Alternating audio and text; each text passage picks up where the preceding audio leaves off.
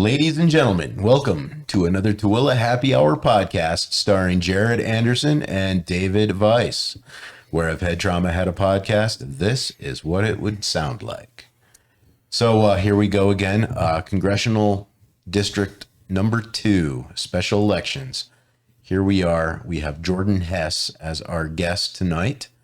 This is a special honor. Jordan, please introduce yourself to the audience. Yeah, I am Jordan Hess. I'm running for the 2nd Congressional District. Was born and raised in the district in Davis County.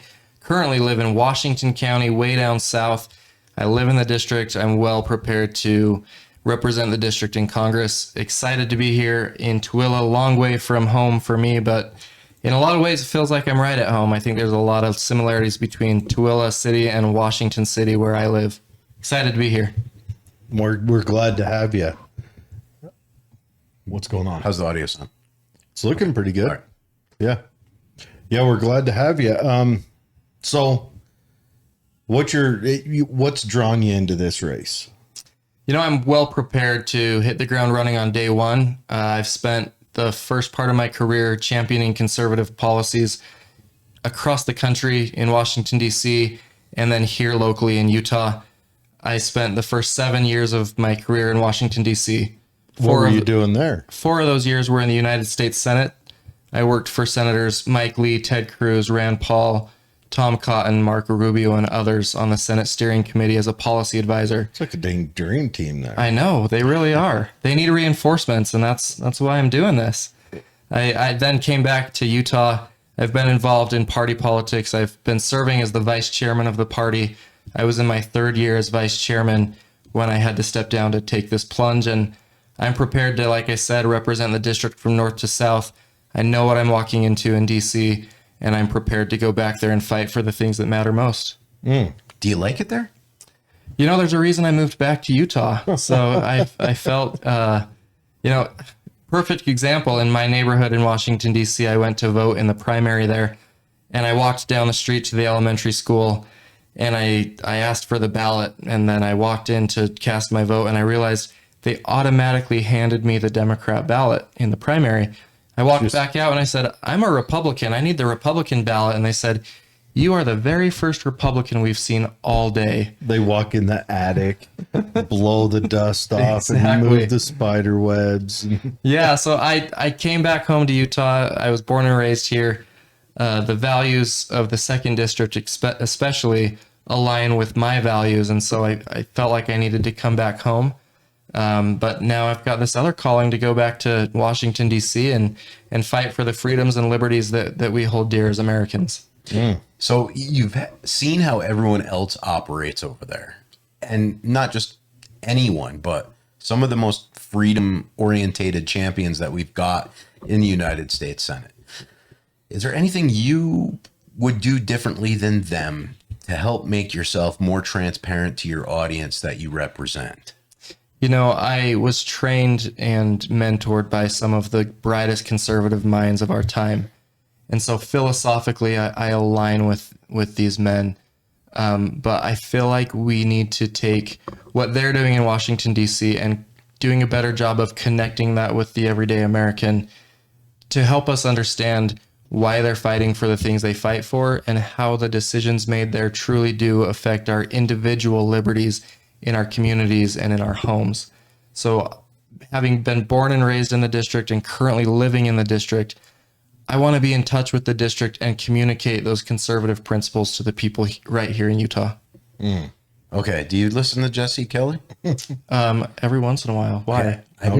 I've never heard of Jesse Kelly yet, but O'Malley says everyone needs to listen to this person. I'm gonna have to put that. You need to listen to list. Jesse Kelly. Just jump on iHeart. He's good conservative kind of grassroots talk show. You sold me. You sold me. He's good. So the one of our listeners asked that of everyone. So tell us, like you get in there, what are kind of your goals? What is kind of your like single point focus right off the start? What do you want to jump in and be a part of or kick off? Yeah, definitely. I have the policy experience to know exactly what I'm stepping into. I think we need to approach the issues we're facing as a country a little differently. But more importantly than that, I feel like I can communicate to the next generation of conservatives. I feel like we're lacking some role models for this next generation, and our kids are being sold socialism on their college campuses and even down in the high schools. They need people that they can look to and relate to and help sell conservatism to this next generation. Otherwise, we're completely off track. But the number one issue, aside from kind of those cultural issues of communicating conservatism, is spending.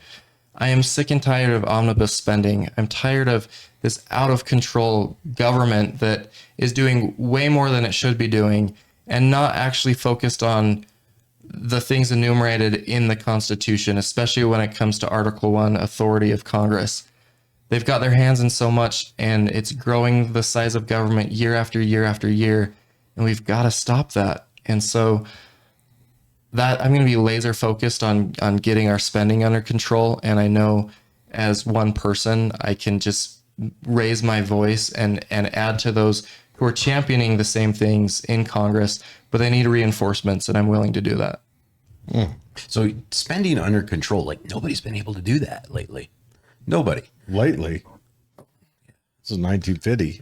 What would be the strategy to go about doing that, especially with a generation that is sold socialism, which I still don't understand how they digest that, knowing full well that there's this resource called the internet that tells you everything you need to know about it.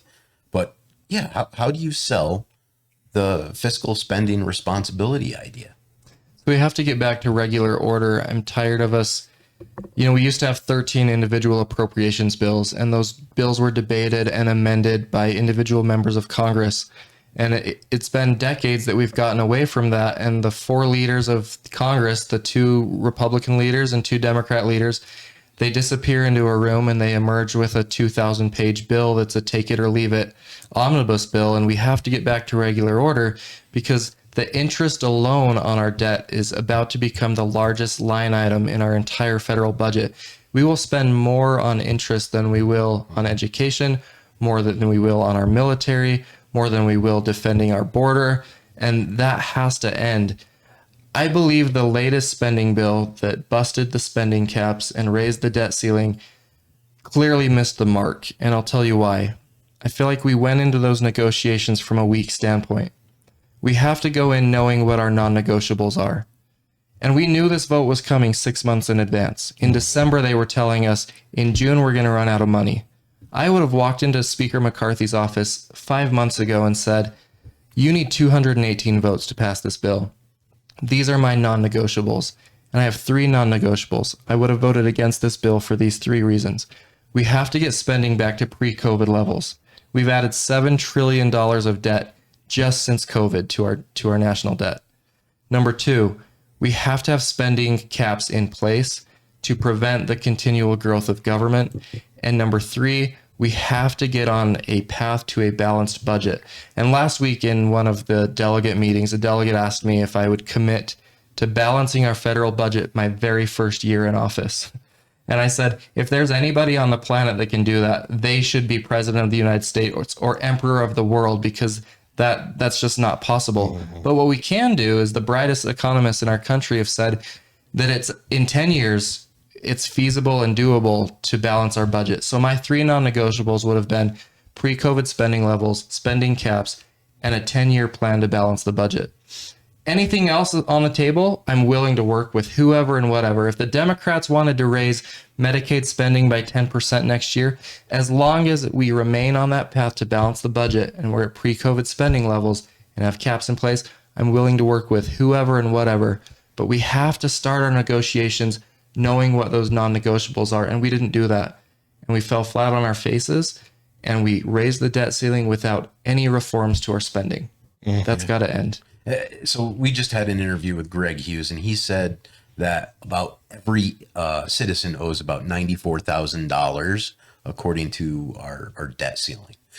There's a great tool that we can use to take away passports of citizens when they owe more than $50,000 to the IRS.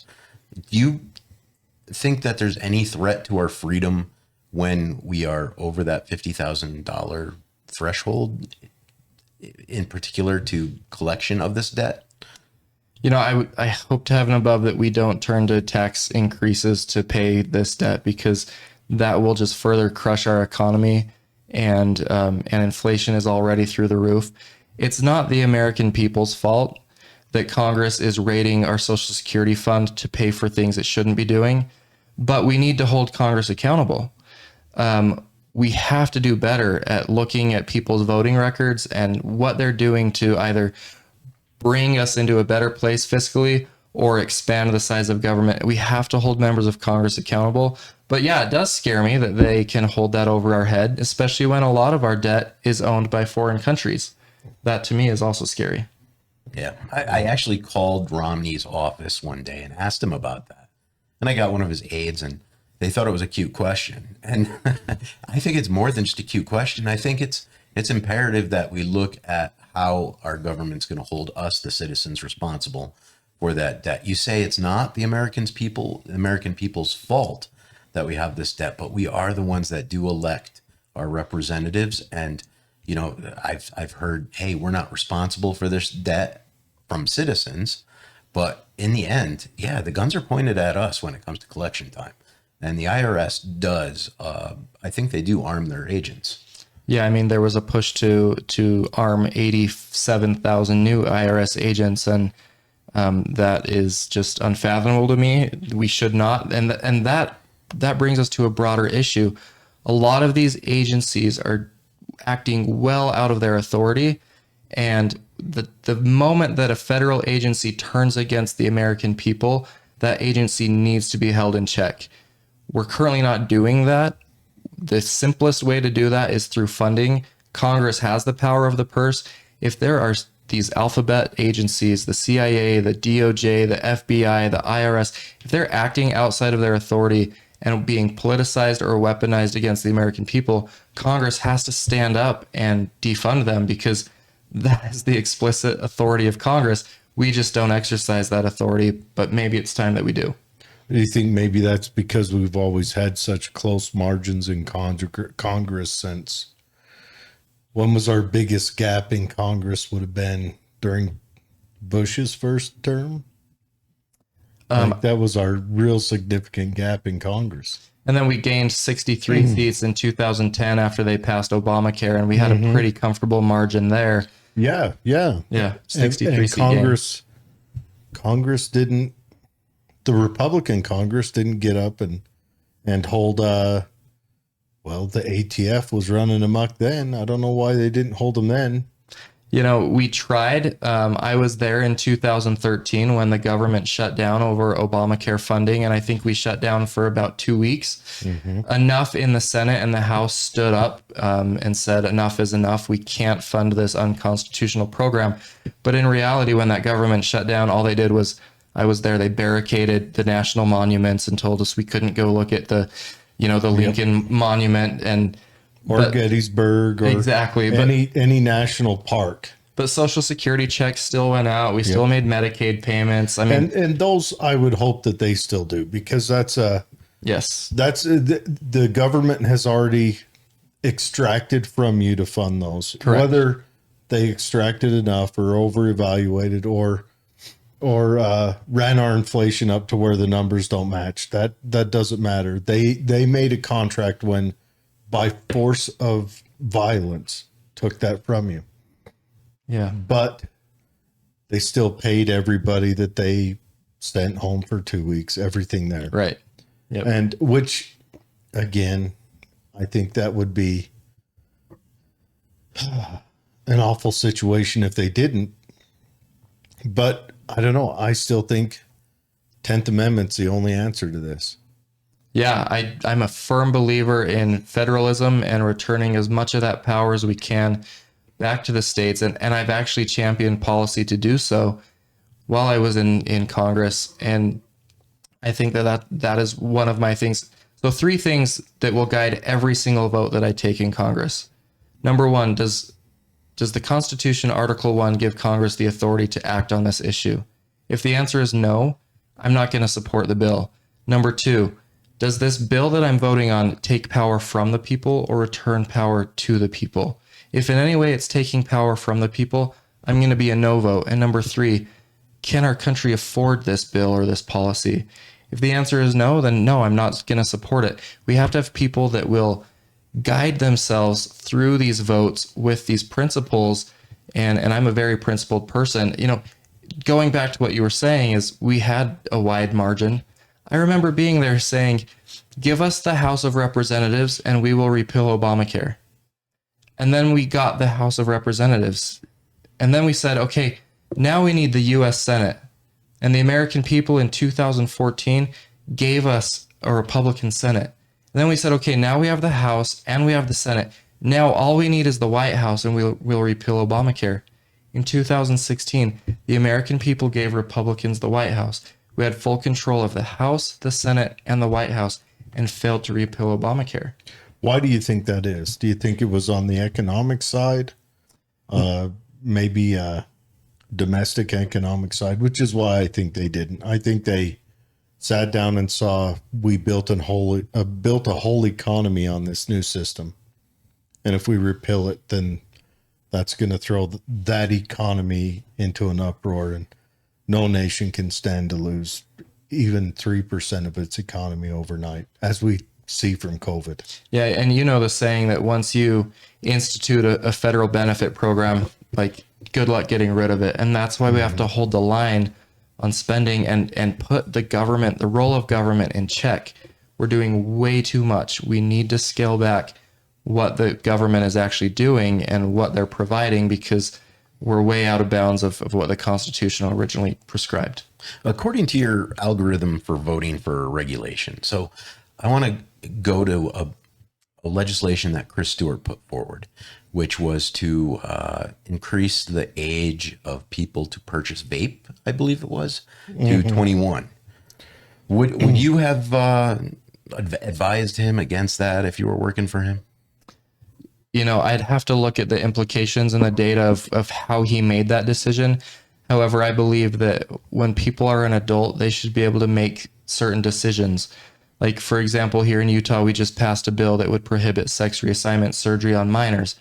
We set that age at 18. I think once a person is an adult, you know, we should let them make decisions. I believe in personal liberty, but I'm not sure what data he was looking to in making that bill. Or, you know, health is one issue where the government has gotten so overly involved in our healthcare and our healthcare decisions. So I have to look at the data on that one, but I think that, you know, 18 is a good age where a lot of people, I mean, if we're allowing people to sign up for our military and defend our country at 18, maybe we should let them make other decisions in their lives.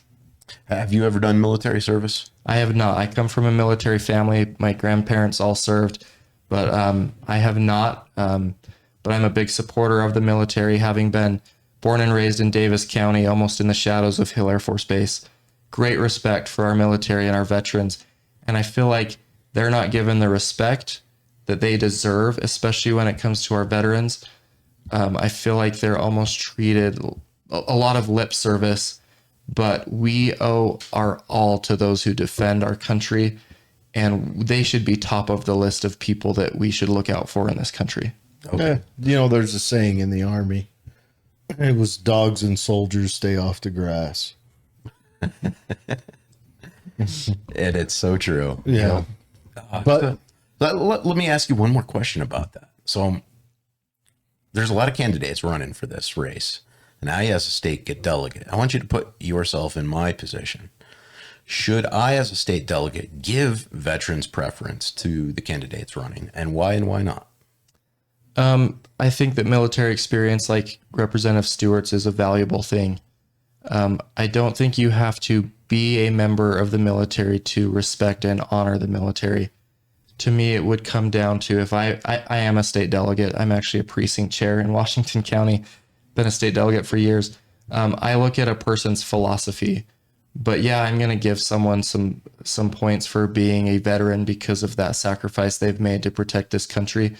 But to me, it's the philosophy and whether or not someone supports our military and understands the sacrifices that have been made. Good answer. Yeah. Yeah. All right. So, question we haven't asked anyone yet. What do we do about the border, the immigration crisis, all of that? How could, say, a Republican strong Congress, let's say, let's form this question in right now. You get elected, you go to the Congress we have. We don't have the Senate, but the Republicans have the Congress. They don't have the executive branch. Judicial branch is pretty much Republican right now. What can you do to mitigate the issue we're seeing on the border? And when I say the issue, I mean not just the people coming in, but the violent circumstances that it's proposing on the other side and everything else. Yeah, that is a great question. One that I actually have very personal experience with. I actually spent 2 days on the border last month. This was long before this idea of... Who'd you go down there with? So I went down there, I was invited down there, and I spent a day with U.S. Customs and Border Patrol.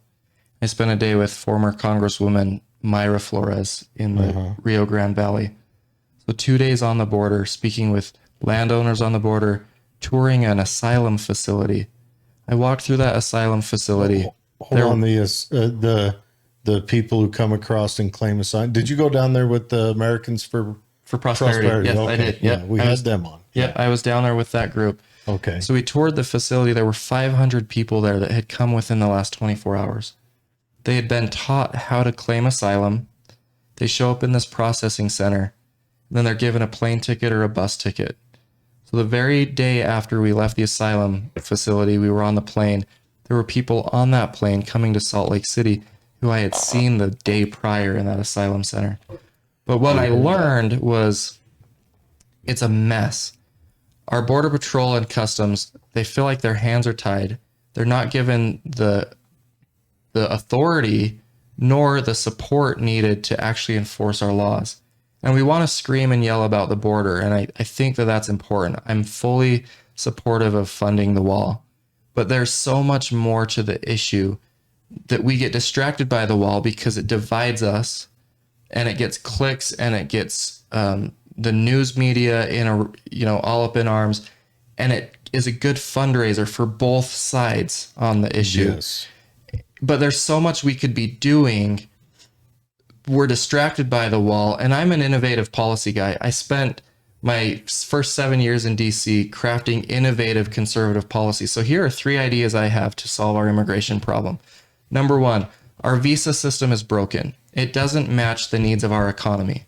I would love to see states submit to the federal government every year their own needs, state by state. So the state of Utah could say, next year we foresee 2,000 construction visas, 3,000 agricultural visas, and 1,000 tech visas. They send that information to the federal government. The federal government then matches our visa allocations to the actual needs of our economy. Currently, we have these arbitrary visa caps that make no sense. They're just an arbitrary number that someone just thought up in Washington, D.C. Our visa should match the needs. First serve. Exactly. And we also discriminate based on where someone lives. Simple math problem. All of us graduated elementary school. If we give 5,000 visas a year to Sweden and 2,000 visas a year to India, but only 500 Swedes want to come to our country, but 5,000 Indians want to come to our country, that should match up. Simple story problem. But our visas right now are set up per nation. Yep.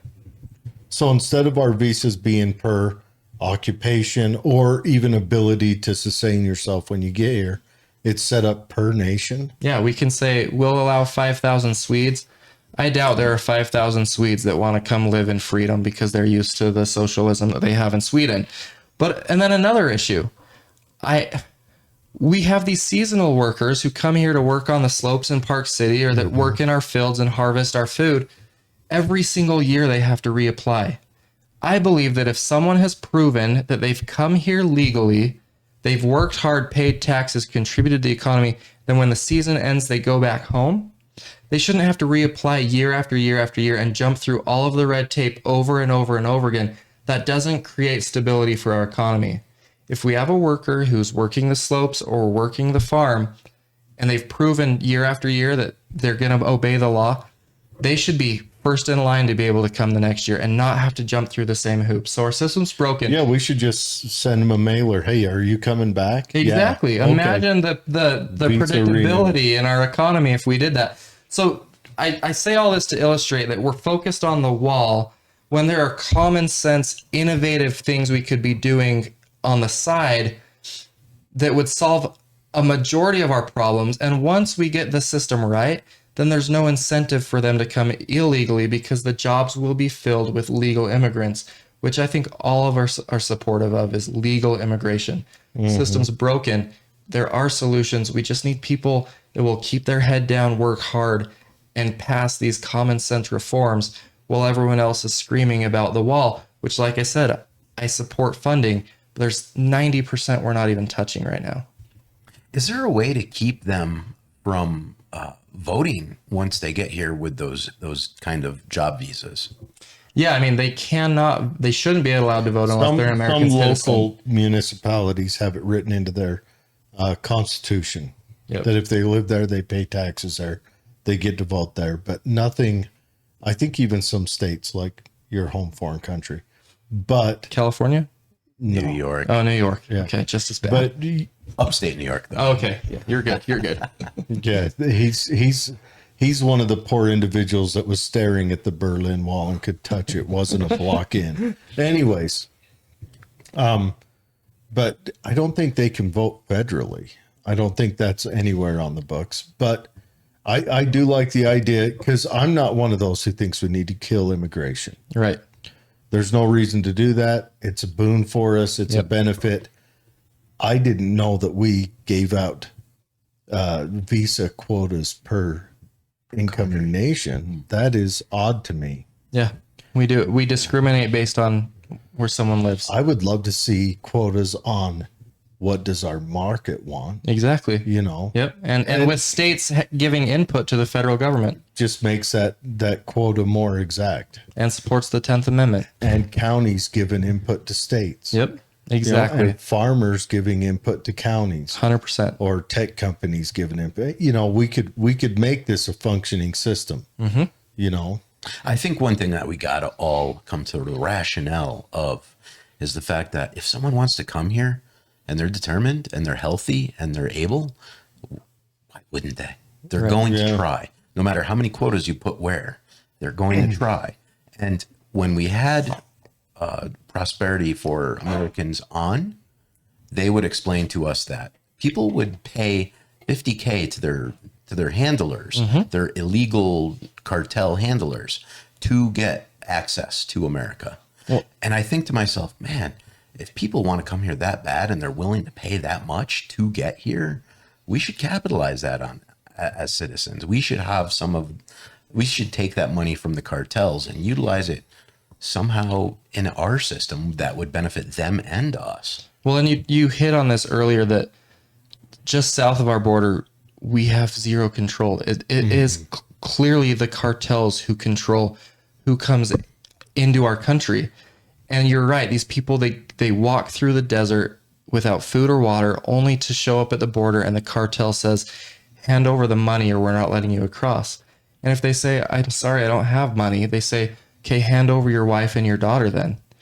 And there was a little girl who had been abused 64 times coming to our country. She had 64 different DNA samples on her body. That is not right. And we're allowing this to happen because we're allowing the cartel to control our border. And when we were on the border, a landowner said, you know, I see bodies in the river every week. These aren't people who drown. These are people who are killed by the cartel because they won't pay the fine to come into America. That's not right. Something has to change. And meanwhile, we're so divided on the issue, but we could be solving little parts of the issue one bit at a time. We're so focused on the things that divide us, and therefore we're allowing the cartels to have complete control of our border. This has to stop because there is a human cost. These people are risking their lives. If there was no incentive to come here illegally, then they wouldn't be risking their lives to do it. Yeah. I've seen videos of our own citizens forming militias and patrolling the borders themselves. And when they do that, I see a really fantastic response from our border patrol to attack them and detain them. So that leads me to believe, like, if we can do that to our own citizens so efficiently, maybe this is a designed problem that benefits somebody higher level than us. Yeah, I believe that we have to have the American people as our best interest, and when we don't, when we lose sight of that, we can't let the powers that be control this anymore. You're right. We saw areas of the wall that were being built by private citizens on their own land. We shouldn't have to do that. Congress is explicitly given the authority to regulate immigration in this country, and they're not doing their job.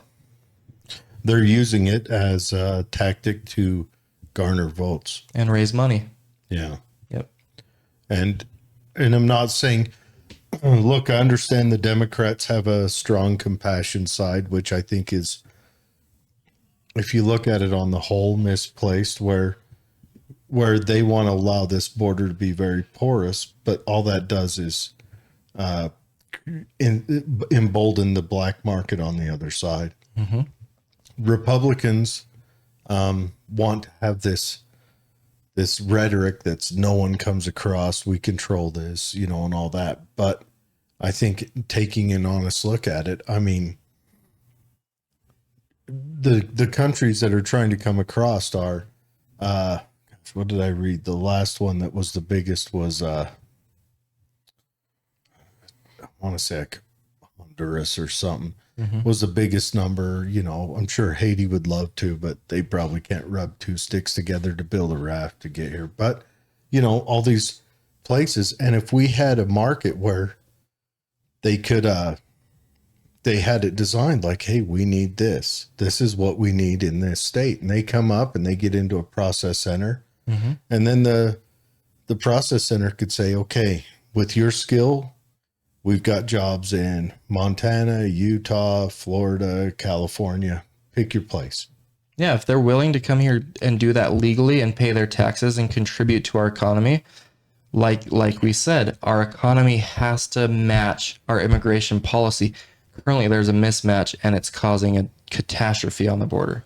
Yeah. And how could we manage that so that, another question, how could we manage that so that they don't make that trek across cartel areas? How could we manage that so that they can function that in their home nation and then have that clearance to come in as is? Yeah, it make it easier to fly here or to boat here or whatever. How could we manage that? It would require a complete restructuring of our immigration system, and those three ideas that I would love to bring forward would help do that, because then we're filling the jobs legally. No one has the necessity to come here illegally, because those jobs will already be filled. They're coming because they know that there are jobs that are unfilled. If we match the needs of the individual states and communities with our immigration system, then we can proactively go into other countries and say, Utah needs 3,000 agricultural workers, Honduras, Mexico, Costa Rica. Like, where are 3,000 people that are willing to come here legally and take those jobs? They won't have to trek through rainforest and desert without food or water, because we can proactively recruit people to match our needs. And one just a side note, in McAllen, at that station where I was, there was a 1,400% increase in Chinese nationals crossing the border. 1,400% this year alone. China's picking up because China's crashing. I don't care what anyone says. Do you think China is actually maybe campaigning to bring citizens across the border illegally versus citizens saying, this is hell, I don't want to be in China, let's go walk the I promise right now, China does not want to lose one working age person. Right. Not one. They're drowning in retirees. Well, and what we learned is that the Chinese actually were the ones that could or were willing to pay a higher price to come in, because whether they have the money or someone's funneling them that money. I don't know. But yeah, the Chinese were actually the ones that were able to pay a higher price to the cartel. That and their exchange rate is probably better than Honduras any South or Central American exchange rate. Yeah, but it was heartbreaking to be on the border and witness what's happening. Meanwhile, there's nothing being done at the federal level, and that is an explicit role of Congress to regulate immigration, and we're failing. Yeah, it's crazy. We need to do something. I do wonder, like maybe we could put postings on USA Jobs, which wouldn't help in China because obviously Chinese can't access U.S. sites, right? U.S. sites, but it would help in a lot of other places. For China, we could maybe do something else. We could go back to the Vietnam or Korean tactics and drop leaflets. When I was in Korea, I used to wander around the mountains and collect those leaflets the North Koreans would drop on us all the time. Oh, wow. They were pretty cool. They were like little piece of paper with a picture of a U.S. GI stabbing a Korean person, and it had Korean language on it. I wish I still had them. Didn't have bat soup on it or anything? No, it did not. That's apparently a Chinese thing. So speaking of bat soup, what do you think about the China virus, and should we be doing something proactive right now as a country about the I suppose you would call it a potential lab leak? Oh, we did something proactive. We set up, paid for the lab, and had them do the virus. We're very proactive. Let him walk into that one, Jared. If it is in fact uncovered that we funded that lab and the experiments, we have to be better with how we appropriate our funds. And I don't care what the department is. If a department is acting against the American people or out of their job responsibility or duty, we have to stand up and withhold funding. The power of the purse is real. It's just not being exercised. But yes, China should be held accountable. And I know there's different pieces of legislation that have been introduced that would hold China accountable. We have to make it happen because, what COVID did to our country grew the size of government, exploded our debt and deficit, and allowed the government to exercise authority over American people that we haven't experienced in a long, long time. And it was wrong all across the board. I was happy to be in a place, Washington County, who never had a mask mandate, whose kids stayed in schools, who we stood strong for our civil liberties as individuals. Was your schools trying to shut down there? It was an idea, but the people spoke up so quickly and so swiftly that they completely backed down on that one. So, our schools did do shutdowns up here. Yeah, so I kind of wish we spoke up here, but what was interesting is our sales tax went through the roof because everyone from Las Vegas and California were coming to southern Utah to recreate, to go to Sand Hollow State Park, to go to Zion National Park, to eat in our restaurants, to go to our movie theaters. Our sales tax went through the roof. We had a better year financially than we've ever had because everyone was escaping California and Nevada, coming to southern Utah. The people who usually went to Vegas drove right on through. Yeah. Skip Mesquite. But these are the values of the second district, the values that I align with: personal responsibility and liberty and freedom. And the heavy hand of government needs to be held in check. And we've shown that we can do that here in Utah. And we need more people that understand this at the federal level. Yeah. And I think one, union shouldn't make safety choices as far as schools went. Right. That was a terrible idea. Yep. And now they're trying to back away and distance themselves we didn't from do it. That. Yeah. No, we were trying to open up the schools. We no, that wasn't me. You saw arguing on the floor to shut schools. That wasn't me. It was my doppelganger. Exactly. My union ganger. Yep. Yeah. So I saw a question on the threads that we've got lots of questions. Greg Hughes voted for SB 54. Now he's going to say, I'm only going to run if the delegates elect me. Do you think so? SB 54, what's your opinion on that? And do you think that's a sincere way to kind of repent for the sin of voting for something like that? I don't. And not only did he vote for it, but he was actually the majority whip when that bill passed. Anyone who understands how leadership works, the whip is tasked with whipping Republicans Yeah. in support of legislation. He's the one that goes out and has to twist the arms to get people to vote. I would have voted against SB 54. I've been a that's a signature collecting. It is. Yeah, it's the path to the ballot through the signature gathering process, taking away the job and the authority of delegates who spend their time. I just left a meeting. We had over 24 delegates in Tooele, and they were doing their research. They were vetting the candidates. They were doing what they were elected to do, and to circumvent them by gathering signatures is a slap in the face of the system that has created what I think is the best state in the nation. So yes, he did support SB 54. I would have voted against SB 54. In party leadership, as vice chairman of the Utah Republican Party, we have fought continuously to get the legislature to repeal or at least amend SB 54 to return power back to the delegate and convention system. I've been a supporter of that all along, always will be. I'm not gathering signatures, and I've never supported SB 54. Can you repent for something like that, do you think? I mean, that is like a legislator in DC saying, I voted to raise the debt ceiling because we were going to default on our debt. People have to grow a backbone. People have to stand strong. Otherwise, we're just going to get more of the same, the status quo. But something's got to change. Yeah, I don't think there is a way to get out of this debt ceiling spiral we're in. You know, if you don't vote to raise it, the whole thing just crumbles beneath you. If you do vote to raise it, you just kick the can down to the next generation. The only way I see recovering from it at all is to retract the size of the federal government. They need to hand it over to the states, where the states can manage it more dynamically, where it's not spread across. Like right now, just hoisting the national lands, the national fires of California on the federal government, they're not dynamic enough to respond to it in a timely fashion, and then they're not dynamic enough to back away from the spending when they don't need to. Right.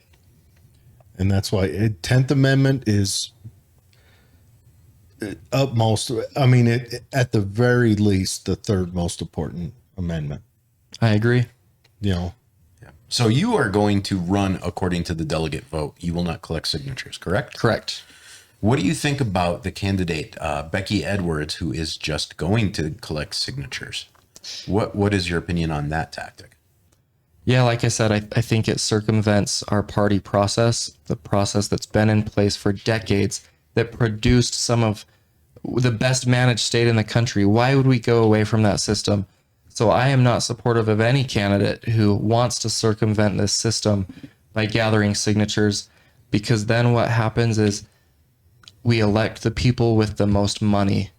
And I'm afraid of that. Our caucus system allows someone who is not well connected, who isn't the richest person in the state, to run for office, make their case to the delegates, and earn the support of the grassroots of the party.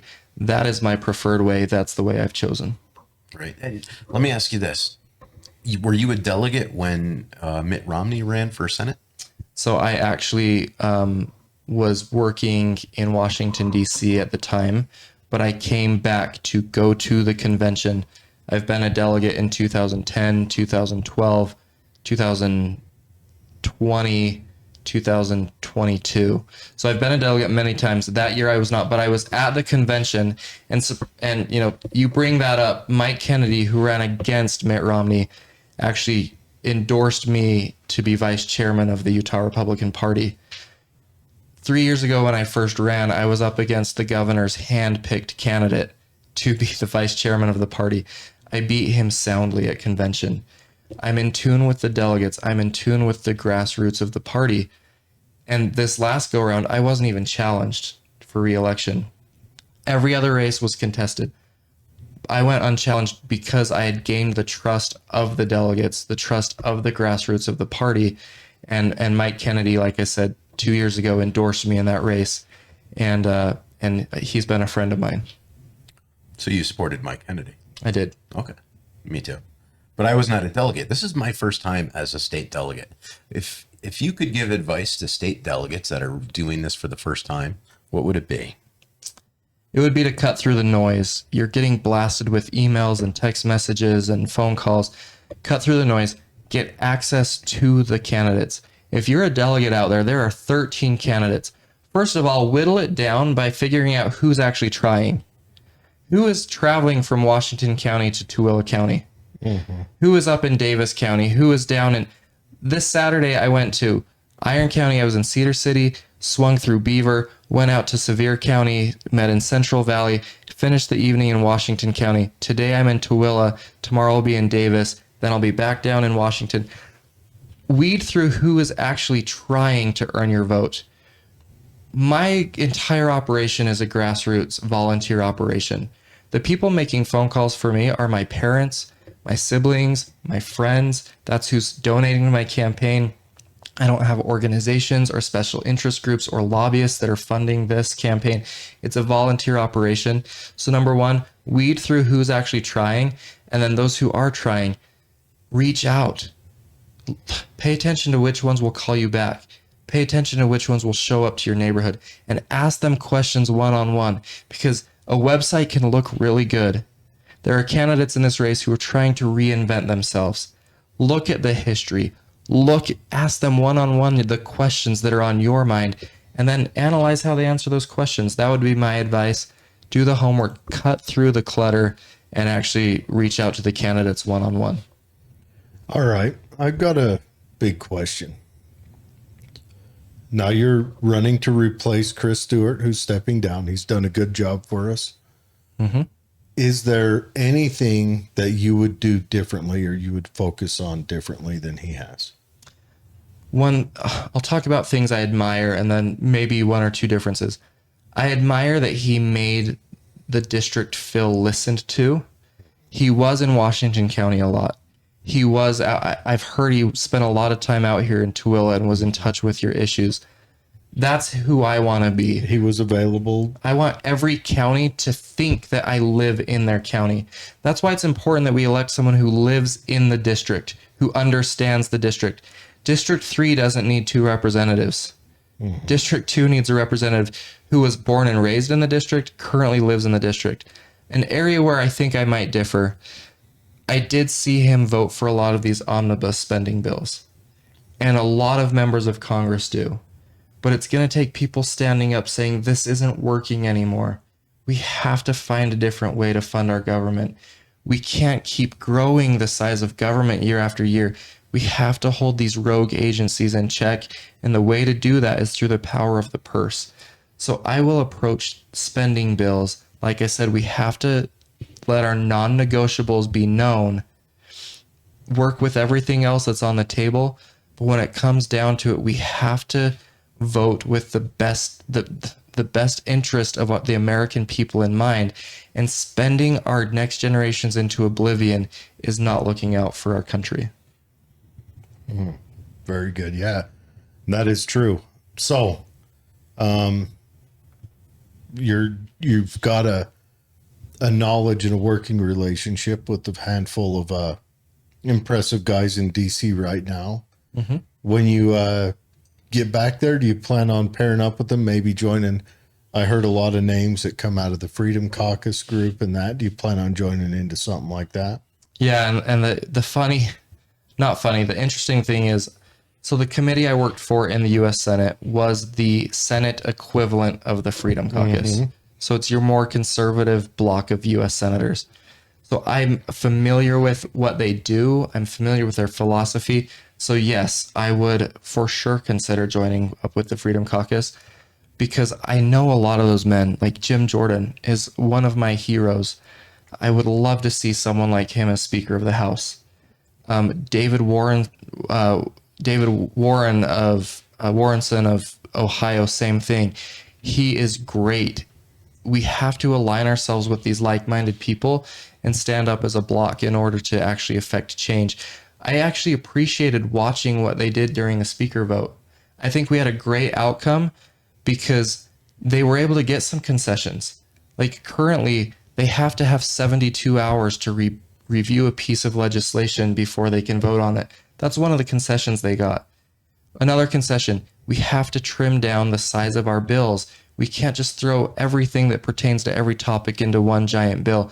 We have to be looking at issues issue by issue, topic by topic. So yeah, I would consider joining them. I think it's an invite only club, but I've worked with those guys. I know what they're capable of. I know their philosophy, and I align with them pretty well. Do you think the reason our bills are this Frankenstein's monsters, do you think that's because as they're going around trying to get buy onto the bill, part of that buy on is like, well, yeah, I'll sign on to it if you add this to it and if you add that to it?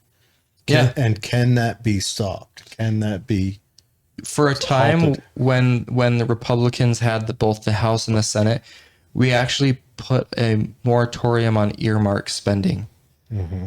But we've reversed course, and they've just renamed the earmarks. They're called community project funding now. Yeah, I know. Yeah. And so I would be in favor of returning to a time where we didn't have earmarks, because I don't agree with this idea of tacking on little pet projects here and there to gain support of members of Congress. Well, my big argument is, and this is for, especially for you people in Congress and the Senate right now. If you're trying to push a bill and you have to sell it by adding some other Yahoo from some other state stuff to it, maybe that's a bill that should be handled on the state level, and you should give your state representative a call and say, hey, I'm noticing this. Why don't you put a bill forward and have that dealt with in our state? Amen.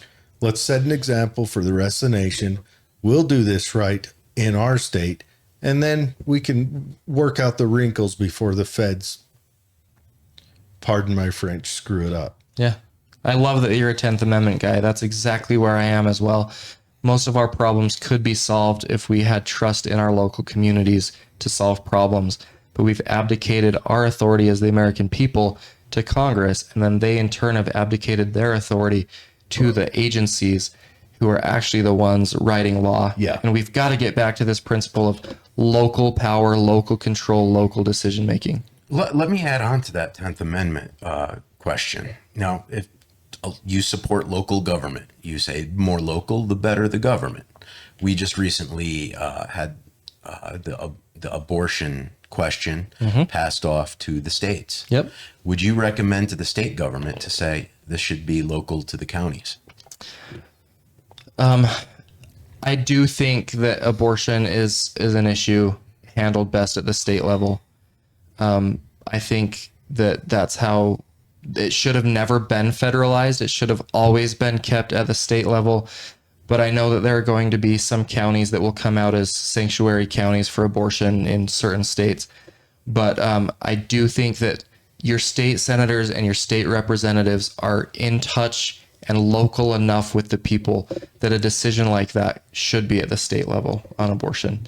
That's an issue where life is so important. It involves a human being. And I don't agree with it being federalized, but I do think that is something that should be handled at the state level. So you don't think it should be managed any lower? No, I trust the states to be able to make those decisions as long as it's not the federal government making that decision. Okay.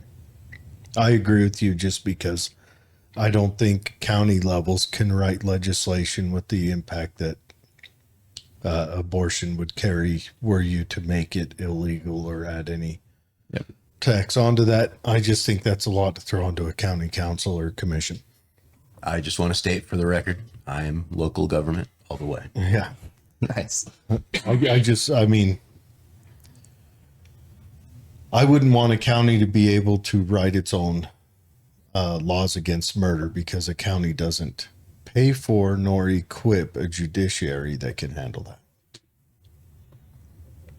Unless we want to make counties do that, then I'd be okay with that. My point is just on the judicial side. Mm-hmm. If you're going to write a law, you better be able to adjudicate it. Yep. All right. I don't know. Do we have any more questions off our head, or should we run to comments? Do we want to ask a Second Amendment question? Oh, yeah. I mean, I was pretty hard on Bruce, I guess.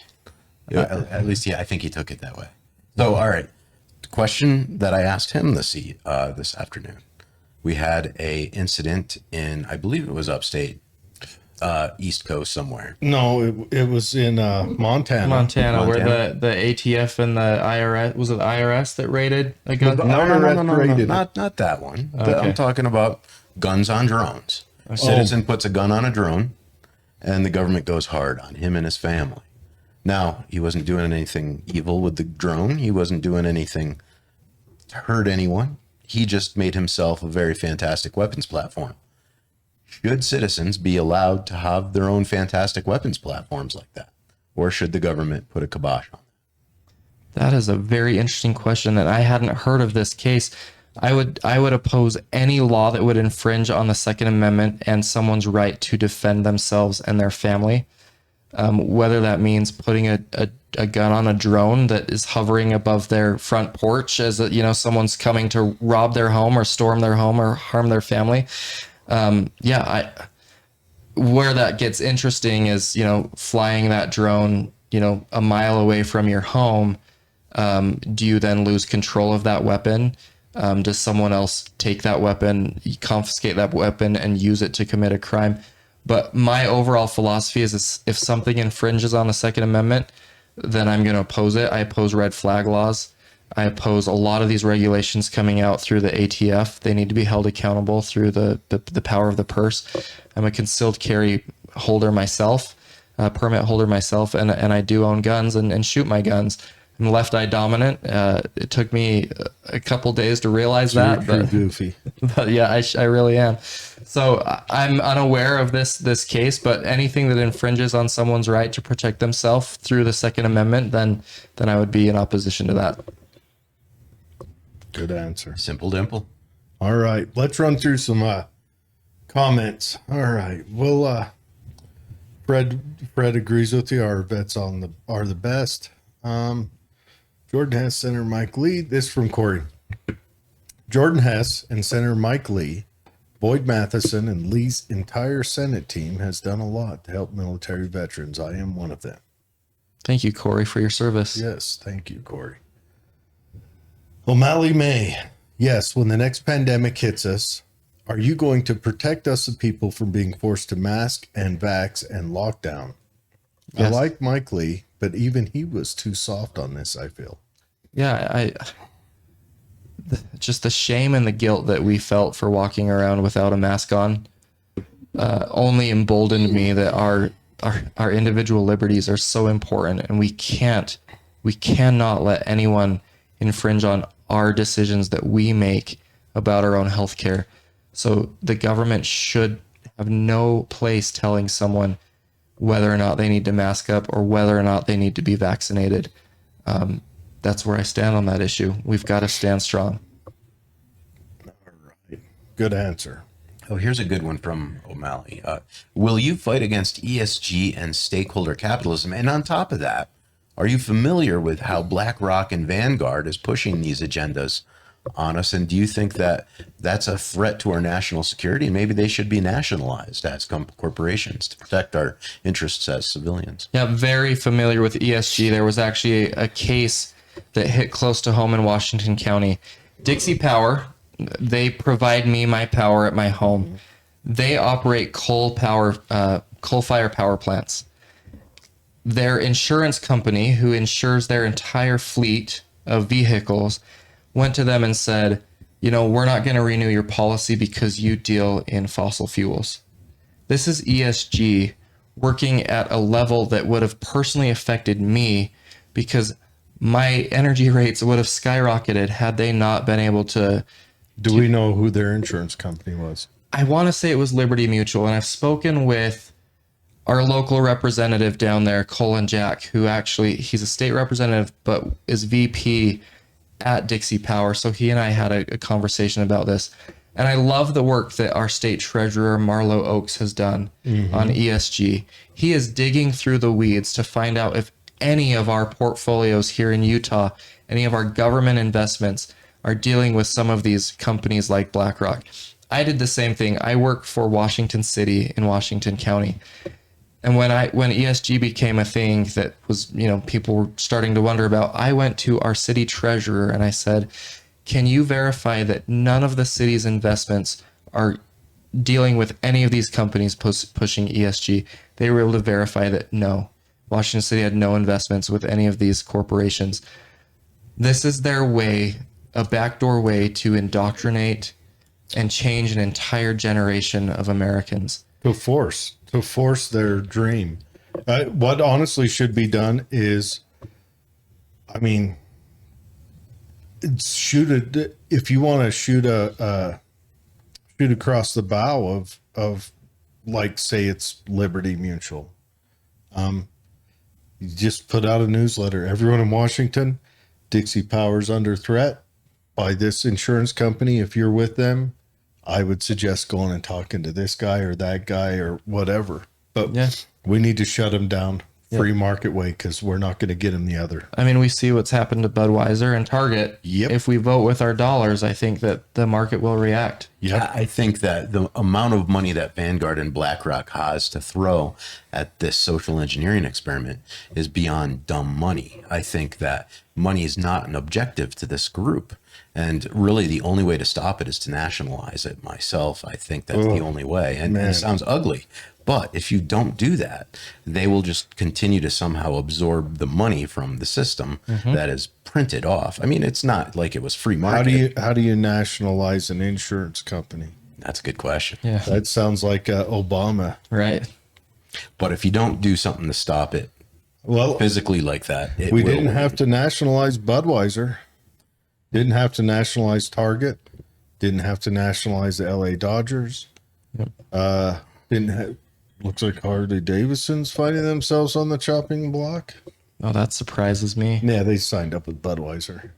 But how many companies are not on the chopping block that are still under the thrall of Vanguard and BlackRock? It's a question. I do want to see how all this shakes out. I want to see. I'm a free market person. I'm not a Republican. I'm not a Democrat. I'm not even an independent or any of that. I'm a capitalist. And I'm a true capitalist. We can't have crony capitalism either. yeah, well, Too late. yeah, Sorry. way too late. Yeah. All right. So O'Malley May said, now she mentioned something in here that I thought the IRS sounds like we need to like turn the R backwards so it's closer to Russian like the NKVD. But what is to be done with the FBI and ATF? What is to be done about the weaponization of these three-letter agencies to go after anyone who disagrees politically? I'm seeing too many similarities to the NKVD here. We talked about this. Congress is not using their authority, their funding authority, to keep these agencies in check. If at any time these agencies become weaponized or politicized, they're supposed to be neutral. They're supposed to treat every American the same. And I don't care if you're a Democrat or a Republican. The moment one of these agencies gets out of line and targets or weaponizes against an American person, that's when Congress has to threaten their funding. That is the teeth. That is the teeth that we're not using to keep these agencies in check. And we have to. Do you think it'd be a good idea to give Congress punishment powers such as, the powers to charge people to send them to jail? Well, I think that our punishment power is if you threaten the IRS or the FBI with withholding their funding, they're going to get back in shape real quick because they can't do anything without their funding. That is the explicit authority of Congress, the power of the purse, and they're not exercising that authority. All right. What about those workers who have proven themselves? I respect hard workers. Fred? Yep, we talked about that. Yep. I think it's ridiculous that they have to jump through the same hoops and red tape year after year after year after they've proven themselves that they will come here, work hard, pay taxes, be tracked, and go home. As long as, you know what, we'll make it a simple thing. They make a phone call, tell them their ID number that we've given them, and then just say, yes, I'm coming back. We'll send them their visa right then. Yeah, if they've proven themselves. Or we need to have a system where they maintain their visa. We just stamp it as continuation. Right. Yeah, I like that. Fred also says, my God, this child sex thing fires me up. Let's fix this yesterday. 100% agree. You have to publish that list that Epstein had. I mean, let's face it. That's the only way you're going to fix the top layer pedophiles in the Lizardmen Guild. Yes. Yep. Okay, 13 O'Malley May, 13K a day are coming over that border, and we don't have a clue who they are. It needs to be controlled. Have the good people come over who want a better life. And I agree. And look, one of the issues you kind of pointed out is that they're coming into just the U.S. wholesale. When we could turn this and make this a boon where they come in and the border, border agent B or whatever says, all right, what are your job skills? A quick interview. Right. What did you do back in Haiti? What did you do here? Oh, your construction? Look, these states want construction workers. Yep. Do you, are you willing to go to which one of these would you pick? Yep. Yeah, we have to match their skill set with the needs of the individual states and communities. We're currently not doing that. They read Wyoming and they go, that's a real state? I thought that was just pretend in the movies. Yeah, you go to Wyoming, they've got to go out to their little hang-up sign and change their population numbers. Yep. Anyways, we delegates need to vote for Jordan Hess at convention. He is ready to go in D.C. starting day one. He knows his way around back there and is already accustomed to working with the Freedom Caucus and other conservatives. There are some candidates who will show up day one asking where the restroom is, and I know where the restroom is, so I'll start day one just rolling up my sleeves and getting to work. Outstanding. All right, O'Malley May talking about people on the border, talking about the Chinese. They are Chinese soldiers. I hope not. They might be. I'm sure there is a certain sector of Chinese, maybe insurgents that are coming across. I can't deny it. I mean, we know China has sent intelligence officers over here to become consorts with our politicians. They actually have police stations out here in New York, right? Yeah. Well, all over the country. I think they just got in trouble for those. I think they are closing those down. They write me speeding tickets once in a while. They want me to pay in Bitcoin. Can you imagine that? Shocking. Do you follow Michael Yon? That name is not familiar. To me either. O'Malley, shoot me out who Michael Yon is when you get the chance. Okay, 5 to 7 million have come across since Biden has been in office is really bad. Yeah, Biden, rhetoric matters. People coming across the border slowed down under Donald Trump because his rhetoric was, we're not going to have you come across. Yep. But then they kind of gathered in groups, I think, to try to make it look like they didn't when we had those big caravans. And I think that was like the cartels just gathering big groups because, one, it probably made it easier for the cartels to herd them across, Hey, Jared, do you think it would be unfeasible to think that maybe the Democrat Party somehow funded those caravans during Donald Trump's that reign? Could be possible, 100%. But I don't know. I mean, that could be possible. It could be possible that foreign nations did that, like they started out down in, Ecuador or somewhere and then moved as a caravan. We do know where they started. I'm just not up to date on that information. All right. Fred says China is not our friend in any way. It's a good point. Oh, where are we at? And it jumped. No, it didn't. I jumped. You're at the end, bro. Yeah, You are at I the think end. that she just explained who that Yon was at the bottom. O'Malley did at the bottom. All right. We'll get to that in just a second. Let me ask you this, Jordan. If you are elected and let's say someone writes some letters to the president and it's requesting a pardon for Derek Chauvin, the individual involved with the, what's his name? Mr. Floyd's death. Yep. What would you advise if you were seeked out for advice on such an action? Well, I think that if he was indeed defending himself and it has been shown that he was defending himself. I think that case was decided in the wrong way.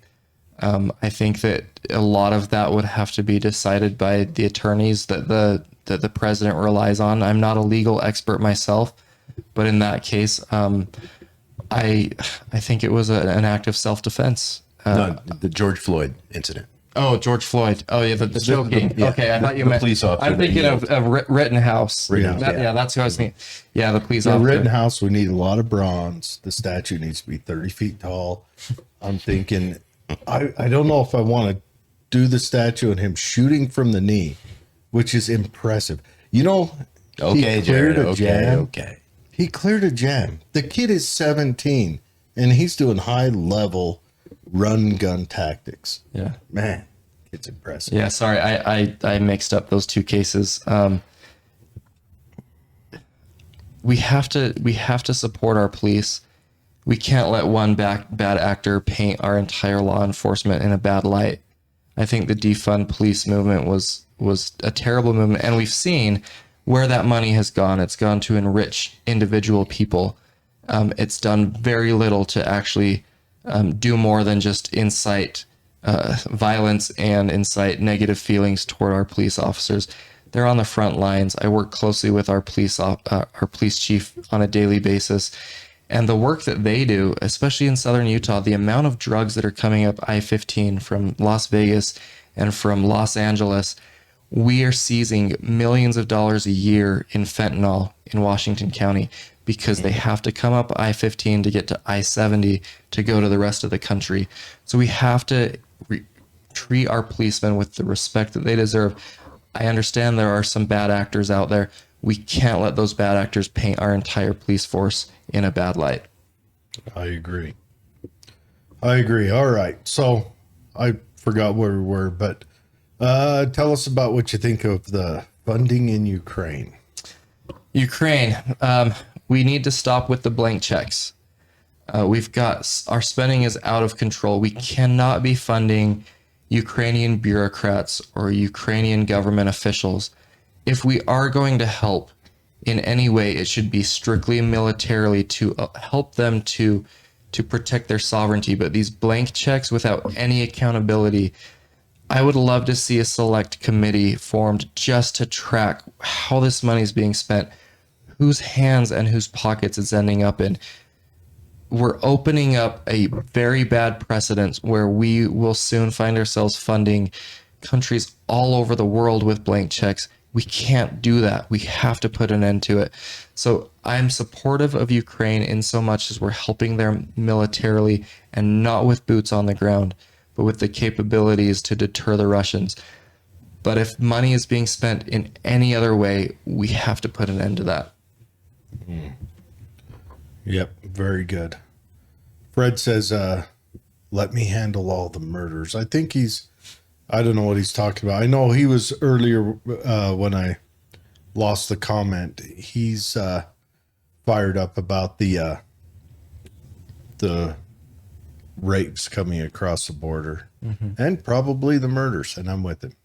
We love and help our left eye dominant brothers and sister students. Yes, we do. That is me. Fred is he an instructor? Army instructor? Awesome. Not an army. Fred and O'Malley are both pistol and instructors. You know, and if you ever want to go to the course, reach out to me. Yeah, we'll get you in there. that would be great. It's a good course. We have a simulator in Washington County that just opened at Rich's Gun Shop. They actually came to Washington County from Oregon because they were sick and tired of the liberal BS. So they came to a gun safe haven, Utah. They opened up this training course where you walk in and you've got a Glock 19 in your hand, that giant screen on the wall, and you're put into an active school shooting, and they want you to see how you think on your feet. Oh yeah. And so it was the most intense experience I've ever been in. So I actually did really well. I shot the guy before he was able to shoot any students. Good. And he said, "Wow, I'm actually impressed by this." But it felt so real, and it's like, holy crap, I am in this situation. Intense. It was That's intense, cool. but I really enjoyed that. Those are intense. All right. Yeah. Fred likes to help his left eye dominant brothers and sisters. Look at the list who attend the WEF get together. Is that the World Economic Forum? Yes. Okay. Don't spend your money there. I will not. And- Which is and most everywhere. That's a big thing is I think we need to get the people in on this. All right. It jumped again. No, I don't know. And again, I really think they put themselves in a position, though the companies, BlackRock and Vanguard, where you're going to spend your money somewhere where they're influencing, no matter what. If you look at the charts of the companies that they've invested in and your 401ks, they are the That's economy. the thing. And that's a big one when it comes to Vanguard. That's the number one 401k investment firm in the United States. You can't get away from them. And so that's where you've got to pressure your company to not invest your Invest with 401k those, yep. with them. Yep. And that's just, they've offered sweetheart deals to companies for companies to convert over. And you're right. It's so easy. Just what I did in Washington City. I went to the city treasurer and said, does the city invest any money in these ESG companies? You can do that with your own financial advisor. Mm-hmm. Ask them, where are you investing my money? Is it in any of these ESG? You can even take your 401k and say, I don't want any of it in Vanguard. I want you to just put it over here. You just have to do the legwork with it. Yep. And that's going to take us having personal responsibility to do so. Just like everything else in a free country, liberty means freedom through responsibility. Yep. And that's Amen. exactly what it means. Yep. All right, Corey says, what can be done to fight the grazing permits the EPA is trying to buy up to take lands from ranchers? Yeah, this is a Biden rule that just came out, and it allows environmentalists to buy up grazing permits with the sole purpose of preventing ranchers who actually need the permits from buying up those permits. So you'll have an environmentalist that will buy up acres and acres of grazing land and then not use it, just let it sit there with the sole purpose of preventing those who provide food security for us from doing the work they need to do as ranchers and farmers. We have to keep these agencies in check. The EPA is out of control. And this is Congress's fault. Congress says, they pass a law that says, we need clean air in America. And then they turn to the EPA and they say, okay, EPA, it's up to you to decide what that means and the regulations that come with it. Congress needs to be more prescriptive in the legislation they pass and stop kicking the can over to the agencies to decide what our laws actually mean. 100%. 100%. Legislative rights of laws. Yep. Not these agencies. Okay, so that guy she mentioned that I tried scrolling up real quick, find his name, something Yon, Michael Yon, Okay. John Yon. Anyways, he's a war correspondent. He is at the border and Darien Gap reporting in real time what he is witnessing there. Okay. Look him up on Rumble or YouTube. I've actually got friends who made it through the Darien Gap and made it to America. Oh, wow. Now they're successful, but yeah, it's quite the adventure. If you ever really want to have a thrill in your life, give it a try. Look, I'm all about immigration. I think immigration is a net positive, especially for this nation. As our birth rates continue to decline, we're going to rely on immigration to uphold our social security system. Yep. We're going to need it. Yep. I just don't like the empowering the cartels on the other side, which negative effect further weakens the Mexican government or buys off the Mexican government, whichever way you take it, to where Mexico becomes a further catastrophe as these, cartels gain more power. Yep. All right. Where was we at? Okay, we got some good governor action. Get rid of our governor for a start. That's from O'Malley May. My good friend's nephew just OD'd on fentanyl. So sad how many it's killing. And yes, that is awful sad. And I don't think our laws have caught up to the fentanyl deal where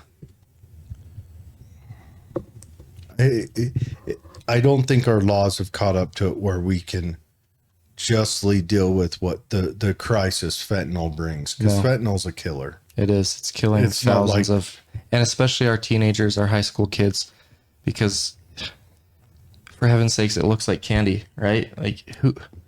That or the kids buy, well, one, they've put it on candy when they want to kill people. Yep.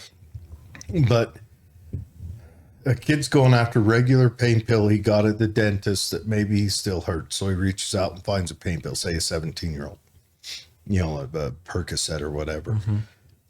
And they're making him look like that. Yep. So the kid's, granted, he should go through his dentist and whatever else, but, he reaches out and finds something innocuous like that. I don't want to say innocuous because it's not. Pain pills are not innocuous, but he reaches out to get that and gets fentanyl, and that's it. It's good night. Yeah. It's so sad. And like I said, we're recovering like pounds and pounds of this on a monthly basis coming up I-15. Pounds that's killing cities. Yeah. Yep. Pounds is How do they make profit by killing so many people? And fentanyl. How does that business model work? Here's what happens. Fentanyl, pound for pound. So okay, let's say fentanyl. I can carry amount of fentanyl like that much, right? And I can step on it and carry it to what, say, the bed of a pickup truck would take. So I can carry enough in my pocket to do what hundreds of pounds of heroin would do. Yep. I see. And then I step on it. So Stepping on it. It's a concentration. Stepping on it is mixing it with stuff, and then sell it like that.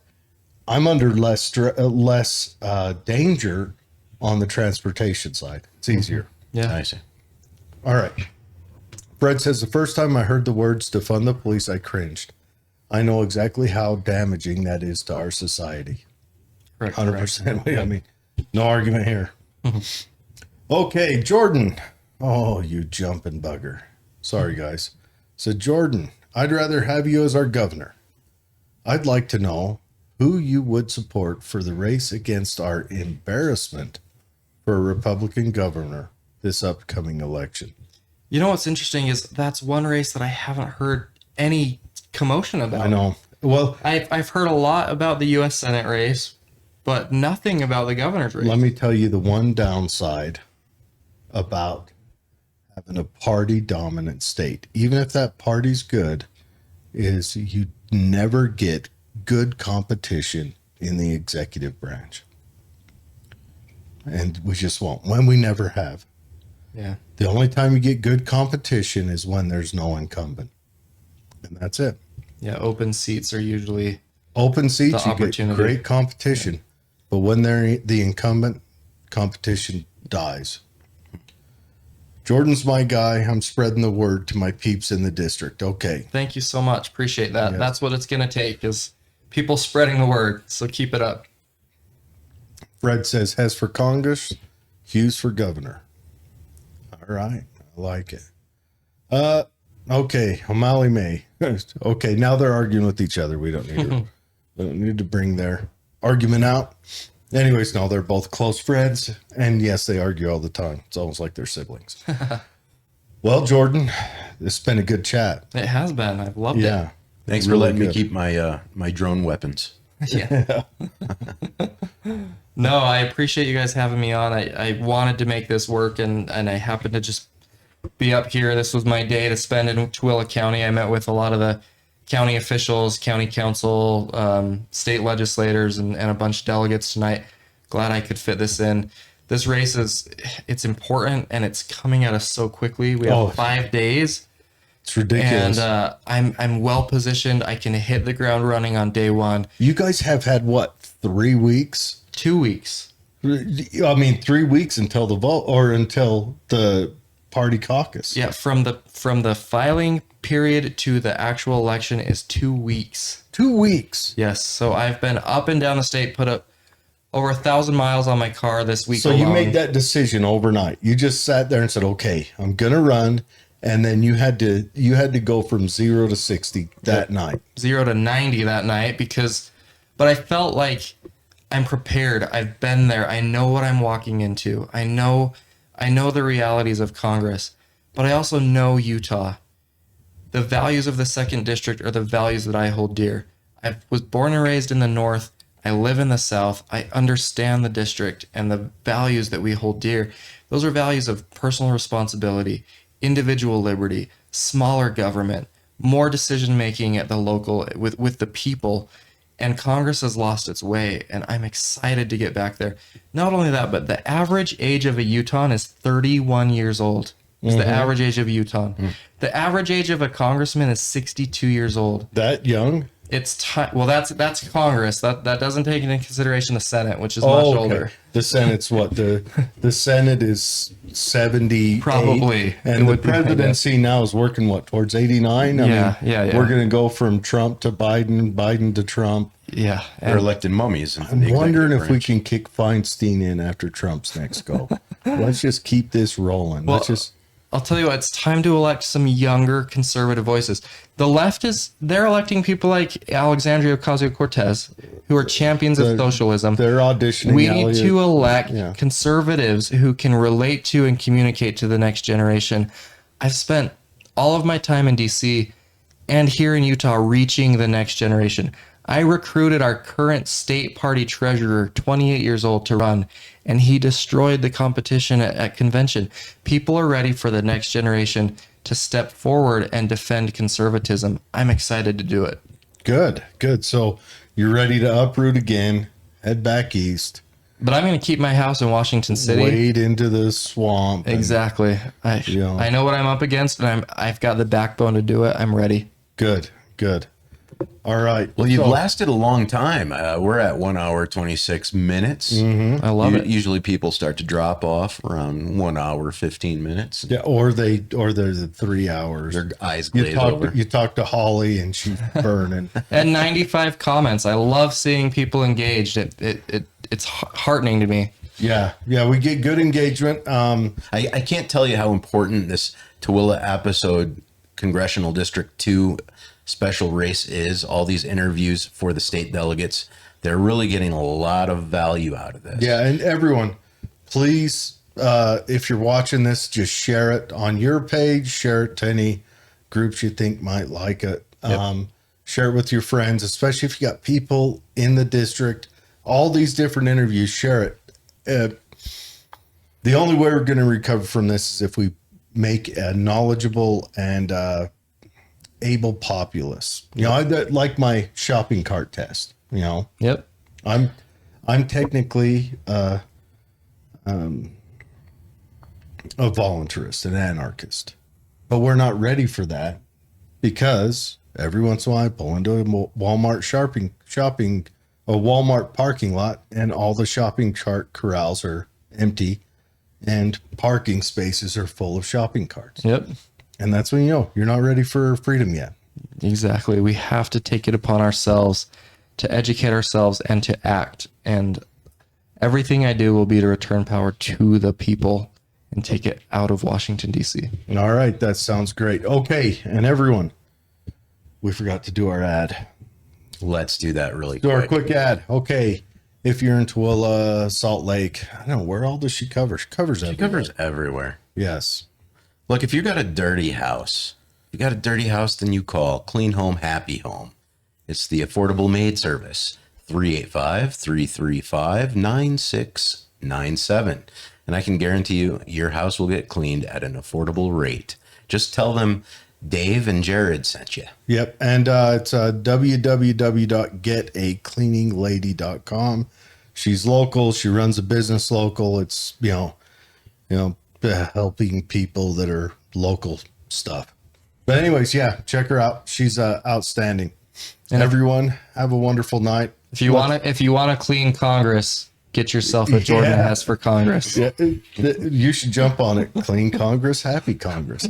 Anyways, to check out more on Jordan Hess, it's www.hessforcongress.com. That's spelled out for. Or go to the show notes. It'll be in the show notes. Click on the hyperlink. Take you right to it.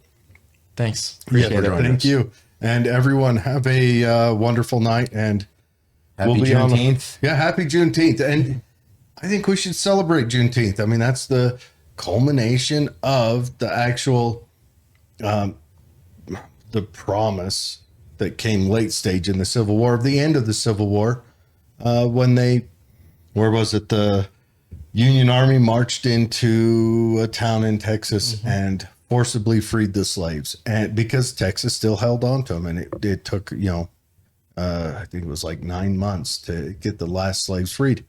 So we should celebrate it.